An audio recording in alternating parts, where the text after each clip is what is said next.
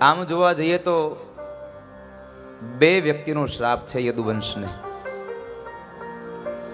એક દુર્વાસાનો શ્રાપ અને બીજો માતા ગાંધારીનો શ્રાપ. કૌરવની માતા ગાંધારીએ શ્રાપ આપ્યો ભગવાન કૃષ્ણને. જ્યારે કુરુક્ષેત્રના મેદાનની અંદર કૌરવ પક્ષની હાનિ થઈ, કૌરવો હણાયા, યુદ્ધ વિરામ થયું અને ભગવાન કૃષ્ણ માતા ગાંધારી પાસે આશીર્વાદ લેવા માટે જાય છે. એ સમયે ગાંધારીએ શ્રાપ આપ્યો છે કે કૃષ્ણ, તે મારા દીકરાઓને પશુના મોતે માર્યા છે, અસહાય માર્યા છે,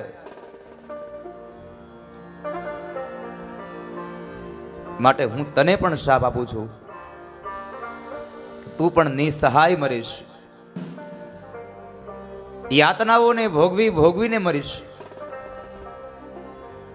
અને અંતે પશુના મોતે મરીશ.